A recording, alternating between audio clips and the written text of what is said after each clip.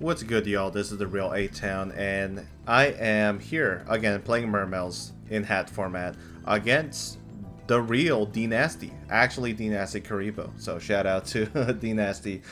This is a fun match. We were playing for a hat, and he wins the rock paper scissors. On my side, of course, you're going to see Mermails, and I kind of brick, but Allure plus Gen X always feels nice. And on his end, he has Madolche Ghost Tricks with a TG package. You can, I guess, call this Trick or Treat. So yeah, this is a deck that's kind of not on the radar in Hat right now, but it is one of the less known Madolche variants, and he was just testing this out here. Now I say he was testing it out as some hidden goo, but I seen someone play it at one of my local tournaments and he doesn't communicate with us at all. So I don't think this is as hidden as people think, but yeah. Regardless, he wins the rock, paper, scissors and is able to go first. He sets the Jiangshi, sets wiretap, and passes. I have the Abyss Pike draw, and I go for the Allure. Hit the Marksman, which is nice. And then I go for the Abyss Pike, discarding it, and grabbing myself a copy of Marksman again. Instead of hitting his... I think I meant to grab Controller then. But instead of hitting his back row with the Marksman, I hit Jiangshi, and what's it called? That ends up being like pretty good, because then I learned exactly what he was playing. I was thinking maybe he was playing Gyurgia, or maybe he's playing like Hat, but no, he was playing this deck here. Now he goes for the TG Striker and into the Hoot Cake, and I have nothing to stop this, so he's going to be able to get his Angeli Tribute to grab. I think he grabs another Hoot Cake. No, he grabs Madeline. I'm like, wait, why are you doing that? Brings out the Hoot Cake, so yeah. Ends up going for the Instant Fusion, gets the Fusionist, ends up overlaying with the Hoot Cake that he brought out, and then he brings back the Jiangshi in order to set it, I believe. But right here, he's going to do a good amount of chip. So we're going to go fast forward through the attacks here. And I don't want to take too much damage, but I end up doing so anyways. I try to go for the main phase 2 Abyss Sphere, but he has the wiretap main deck. So I got kind of checked there. Regardless, next turn, I draw the heavy infantry. And so I'm like, I could go for a Undyne into Megalo play, right? So I go for it. Send the Dragoons, grab the Controller, and then I grab Megalo. Megalo is going to summon itself by discarding 2, and then I trigger the heavy infantry. He goes for the Maxx C though, so yeah. Chainlink 2, Megalo, grab the Sphere, and then I go for the Soul Charge here. The Soul Charge is kind of free because I do want to make an impressive board as possible. Did I have to do it there? Not at all. I think the correct play was to tribute the Undyne and attack both of these monsters here, and I just ended up getting greedy because I saw 2 Soul Charges in my hand. But I go for the Bahamut. I detach for the Trite. I grab another copy. Oh, I guess I don't. Did I forget Dragoons? Dragoons is mandatory. So if his effect can trigger, it will trigger. And then yeah, Abyss Sphere. I feel pretty safe, but he showed me the Dark Hole, and I'm like, you know what? Go for it. It doesn't matter at that point. Like it was my game to lose clearly, and so that's what I get for being too greedy as well, right? I gave him a lot of cards. It was bound to happen. So don't do what I do. I just wanted to pop off for no reason under Maxx C. I go for the Trite, he goes DD Crow, and then I try to go for the Abyss Sphere, and I'm like, okay, well, I'll just summon the Pike and send heavy infantry in order to pop it. So yeah. From here, oh yeah, that other Hoot Cake should have been shuffled back because I destroyed it from the field. So yeah, he sets 2, sets a warning and a breakthrough. End phase, this gets destroyed. I go for normal summon Controller, attack, get some damage in. He goes for the Mary. I'm like, that's okay. Set breakthrough spell after the Jiangshi is summoned and pass. Here he has another one, of course. I go breakthrough, and then he summons Angeli, and I'm like, oh yeah, I probably cooked here. So, goes for the Hoot Cake, summons the Mufile, goes for Zen Mains. Ends up taking that play back here. But I'm like, yeah, I don't think I can win. Because I decided to get greedy. So, game 2 and 3. We're going to game 2 here. I draw Soul Charge, Mulan, Undyne, Marksman, and Double Sphere. He has Mirror Force, Compulse, Hoot Cake, Maxx C, and DD Crow. So, I start with a simple Undyne play, go for the Dragoons, and he has DD Crow. So, you know, tough.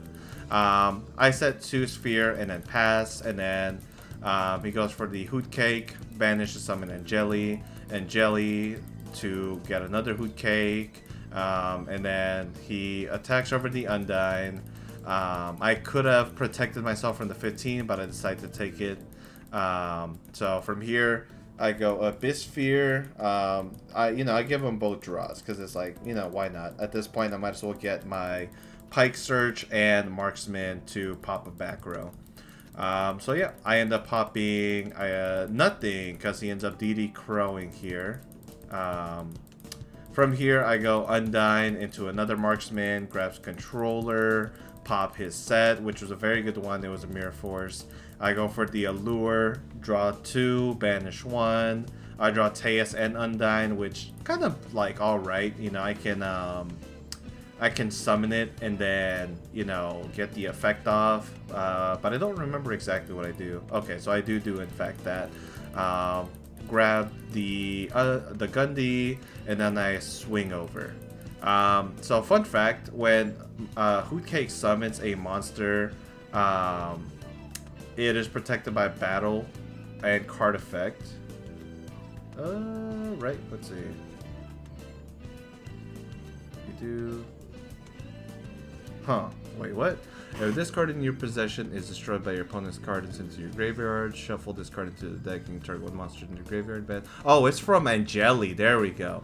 So yeah, Angeli is the monster that protects it by battle, and I did not know that. I did not know Angeli did that. So props to me for not reading the cards. I haven't seen Madolche's play in a while, so yeah, I was just not going to ever remember that. If I had known that, I would have done maybe something different. I don't know. Whatever. Regardless of the fact, I could have probably summoned a lead, big-eyed it, and overlay for Undyne.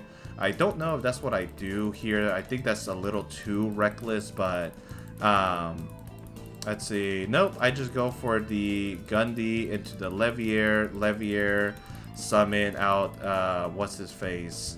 I try to summon the Dragoons. Here he's debating on whether or not he should compulse this yet or not.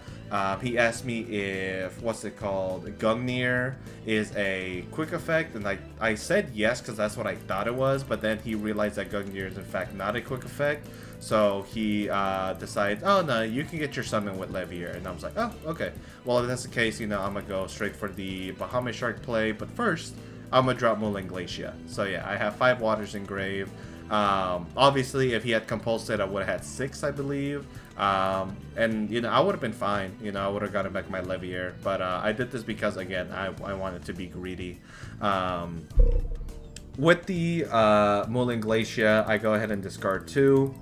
I go for a Honor Arc, taking the Madolche Hoot Cake. He compulses it, and then I go and grab a Search off of Dragoons. Again, Dragoons is mandatory, so I'm supposed to grab a monster, but it looks like I'm not going to. Oh, no. What he did was compulse before I got to activate the effect. Okay, never mind. That's a lot smarter. Ends up going for some Fire Ice Hand plays. Crazy how he's up cards now, even though I removed 2.